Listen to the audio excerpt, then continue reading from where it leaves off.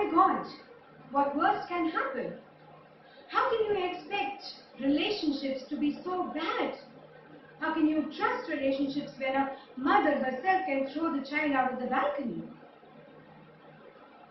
Men and women standing near the dead body of a child were shocked to witness the scene. A woman came forward. How cruel a mother can be!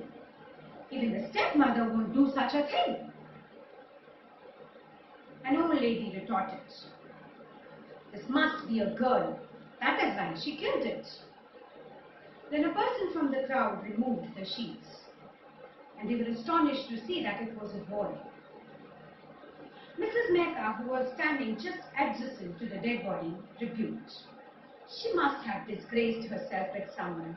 That is why she killed him to hide her sin. If that was so, she must have gone for an abortion. By that time, I had reached the spot. Taking a moment to understand the situation, I retaliated. This is why education is so important. I'm observing that each one of you has been blaming and cursing the mother in your own unique way. This is why you need to broaden your vision through proper education. Maybe then you could have understood the plight of a mother. Maybe then you would understand why a mother would go so helpless, leading her to kill her child to display such an inhuman behavior.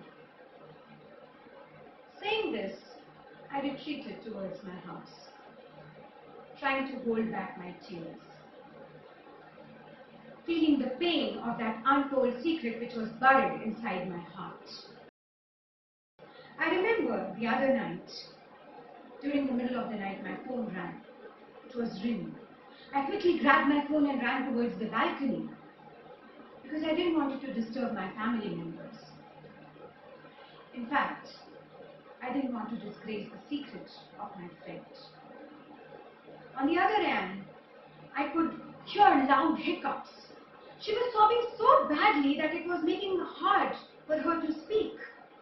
A few moments later, she collected herself and began, "To tell you the truth, Surabhi, whenever I hold this child in my arms, I just feel like choking him to death.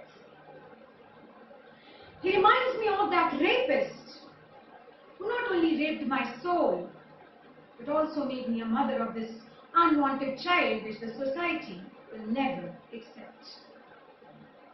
Revealing her story, she continued, "I am that unfortunate mother who can neither caress her baby nor sing him a lullaby, because whenever I start to sing, I just break into a cry. I neither have the heart to feed him nor the willingness to love him. The mere sight of him reminds me of that misdemeanor." Entire time, I kept on making fruitless efforts of convincing her. "It's your child, Rini. He belongs to you. What bad has he done to you?" But somewhere I knew I was just justifying my values and education. That night, I wasn't able to convince Rini, and the destiny changed her from a mother to a murderer. Ladies and gentlemen, what do you think? Is Rini the murderer alone? As per a report which was published in 2018 in India Today, one rape is reported every 15 minutes in India. In fact, it is the fourth most common crime across the country. Apart from the physical, emotional and mental trauma which is faced by the rape victims and the children born out of that, the major problem is the social stigma surrounding them. The children so born are treated as objectionable and unwanted element of the society. They are considered as the immoral and illegitimate extension of the rapist himself. According to the society, if a woman bears a child, it must be from her husband. Only then motherhood is treated sacred. As far as rape survivors are concerned, the society victimizes the mother and the child and takes away their right to live a dignified life, a life which does not have any opportunities and facilities. How insensitive we can be. This insensitivity of the society can go a long way to have devastating effects on the personality of the mother and the child, so much so that the mother, who is considered as the symbol of love and care, can begin to hate her child so much so that she ends up killing him. So is Rini the murderer alone? In 1985, UN adopted a declaration of basic principles of justice for victims of crime and abuse, which laid down the outlines of international best practices for the treatment of crime victims. It also tells the government that the government needs to make proper compensation for the victims, which may lead to fair treatment and justice being meted out to them.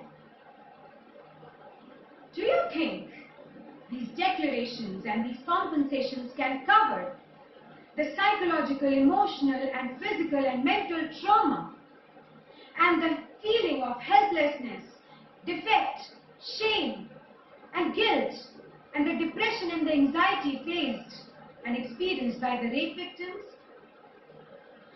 The apathetic and the insensitive behavior of the society can go a long way to create a psychological turbulence which may lead to extreme actions by the victim and the children born out of that. So it's time we think that is the system only responsible to give justice to the victims?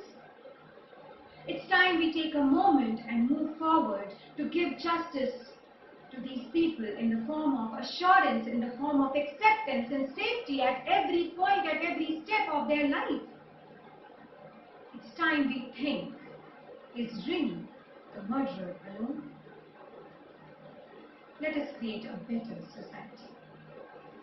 Till then, this is Surabhi Jain saying goodbye till we meet.